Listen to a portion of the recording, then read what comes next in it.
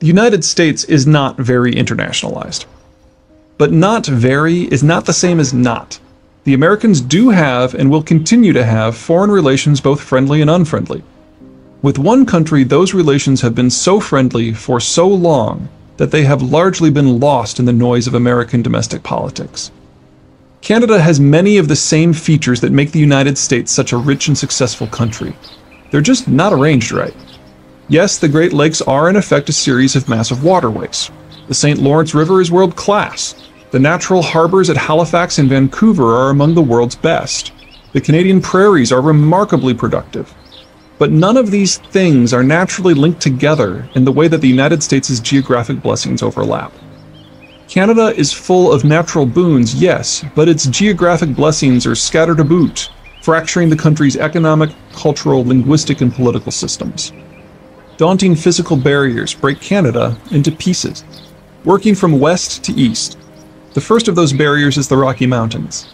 These peaks are as rugged as their American counterparts, but sufficiently far north that winter closings are common and lacking the broad open spaces of the American Rockies that might host sizable populations. The second major internal Canadian barrier is the Canadian Shield, a creation of the many ice ages that advanced and retreated across what is now Canadian territory. When the glaciers slid southward during the waxing ice ages, they scraped the soil from the bedrock, pushing it ahead of them and depositing most of it in what is now the northern United States.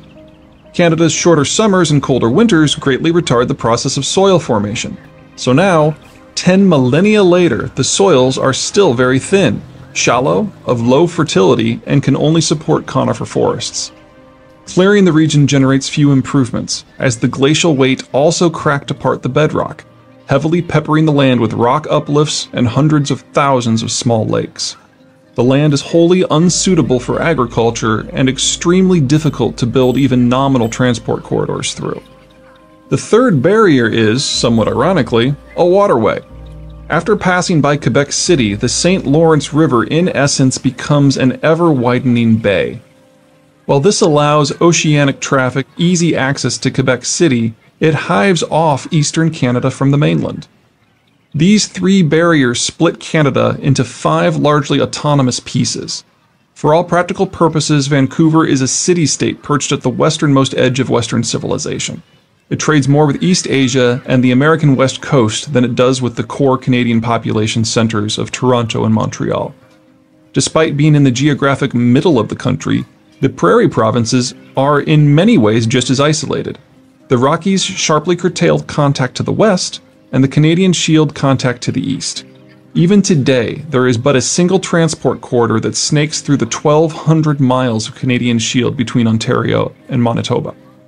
As such, Canadian Railways has been forced to invest aggressively into the American railway system in order to ship the agricultural surpluses from the prairie provinces to market, largely via the Mississippi and New Orleans.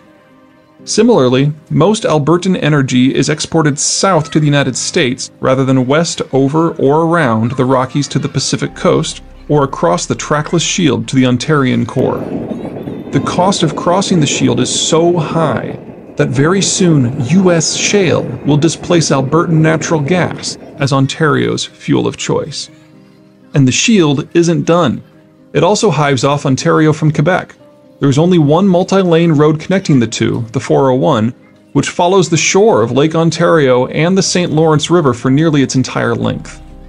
The Shield reaches down all the way to the lake and the river in several places, and dominates the northern suburbs of Toronto, Montreal, Ottawa, and Quebec City, complicating significant northward urban expansion. In fact, only Toronto is sufficiently free from the Shield in other directions that it can expand in any meaningful way, mostly to the southwest along Lake Ontario. One result is that Ontarian and Quebecois cities sport some of the most expensive real estate in North America, despite being in a climate that is far from balmy. Another is that despite being surrounded by Anglophone Canada, the Quebecois of Quebec have so few practical connections to their neighbors that they have fairly easily been able to maintain their Francophone status. East of Francophone Canada lie the Maritime provinces, which are, well, maritime, and not linked into the rest of the country much at all. From the bridge crossing at Quebec City, A single road stinks across 200 miles of the southern extension of the Canadian Shield south of the river to the New Brunswick border. It's another 450 miles of similarly empty terrain before one finally reaches the container port of St. John's, New Brunswick, on the Atlantic coast. Geographically, Canada just isn't a unified entity. And that's without even considering its more publicly discussed challenges such as the Anglophone-Francophone divide or the country's confederal political system. Or that because of the cold climate, most of the Canadian landmass is simply too inhospitable to support a large population, condemning everyone to live on the country's extreme southern fringe. An oft-asked question in the United States, laced with no small amount of amused derision, is why does Canada even exist? I hate to say it, but it isn't a stupid question. Canada is unstable and unwieldy from a geographic and political point of view, and a series of barely connected American satellites from an economic one. The answer is because the early Canadians, when they were still British subjects, realized their position and worked assiduously to get the Americans to see them as friends rather than British stooges. This was not a simple task.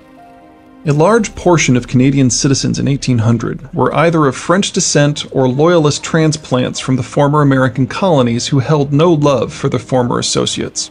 In the War of 1812, the Canadians of American extraction were able to vent something fierce. The British used Canadian territories as their main staging ground for battering the Americans, and provided transport for Canadian Marines in the infamous raid on Washington, D.C. that burned the capital to the ground. And then, much to the Canadians' horror, rather than drive a stake into America's heart, the British redirected their energies to reshaping Europe in the aftermath of Napoleon's fall, leaving Canada to stand alone against the seething Americans. The Canadians, still British colonials, had an unsavory choice.